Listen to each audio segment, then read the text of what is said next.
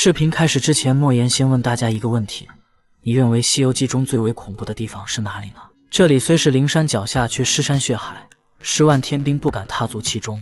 悟空見了被嚇得癱軟在地，唐僧僅僅聽聞便轉身默念佛經，八戒更是探路回來就被嚇出屎尿。這便是800里遍地是骨的獅驼嶺。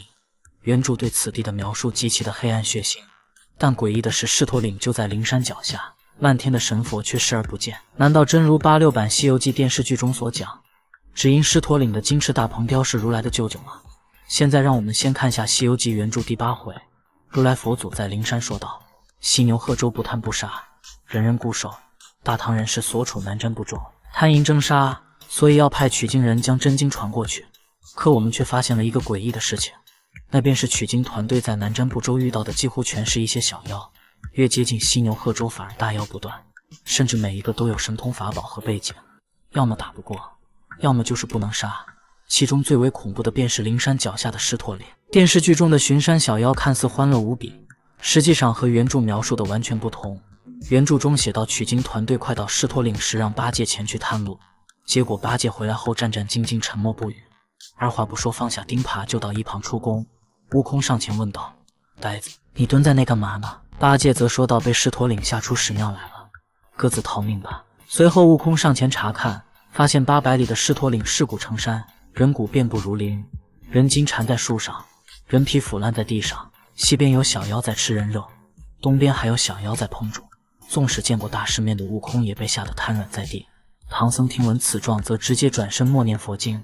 原來獅驼嶺曾是靈山腳下的凡人國度，3個大妖佔領此地，又聚集了47000的小妖，將當地的百姓官員男女老少屠戮個乾乾淨淨，讓這裡變成了800里的屍山血海。孫悟空這次是真的怕了，他無法想象靈山腳下竟有如此煉獄。難道佛教聖地犀牛賀州淪陷了嗎？就當取經團隊要穿越獅驼嶺時，太白金星前來相助。說到這裡，有3個大妖，個個實力超群，千萬千要繞過此地。那麼太白金星為何要這麼說呢？只因天庭也吃過獅驼嶺的苦頭。3個大妖只因沒能參加王母的蟠桃盛宴，就大鬧南天門。青獅精與10萬天兵大戰上千回合，然後使出法相天地，一口吞了所有天兵天將，最終與白象精和金翅大鵬雕退回靈山腳下。那麼問題就來了，獅驼嶺距離靈山不過萬里而已，為什麼漫天的神佛無人管制呢？想來想去，原因只有一個了，那便是獅驼嶺的3個大妖是靈山放出去的。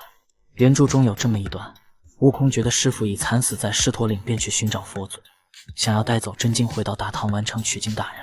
這個時候，如來的一句話差點擊碎了悟空的三觀。只見佛祖傳喚來了文殊普賢2位尊者，問道：菩薩之壽下山多久了？文殊菩薩回答：已有7年。如來說道：山中7年，凡間1000年，不知道那受傷了繼續凡人。原來青獅白象是文殊普賢的坐騎，金翅大鵬雕更是如來的舅舅，他們下凡為妖靈山高層知曉的清清楚楚。那麼佛祖為何要這麼做呢？首先，第一個原因是為了給取經團隊設置關卡，第二個原因就有點殘酷了。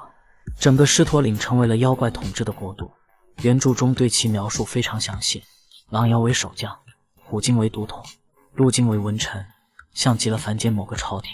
反觀大唐所在的南瞻部洲，取經團隊一共也就遭遇了一個虎精，可到了靈山腳下卻妖魔成群，這不禁讓悟空心生一念：我佛真的如經書裡寫的那般慈悲嗎？隨後悟空來到靈山質問如來，等來的卻是佛祖的一頓呵斥。接着如來給他講起了獅驼嶺3個大妖的來歷，後知後覺的悟空終於像是明白了什麼。原來如果天下都如同南瞻部洲一般安居樂業，那麼還會有人信奉神佛嗎？所以大唐所在之地無佛無仙無妖無魔，而靈山所在之地的犀牛賀州是被制造出來的苦海，遍地妖魔生靈塗炭，神佛現身收服妖怪就會獲得巨大的信仰之力。孫悟空越來越迷惑了，似乎失去了方向和取經的動力。這佛經對於南瞻部洲真的是好事嗎？可自從五指山出來的那一刻，就已經由不得他了。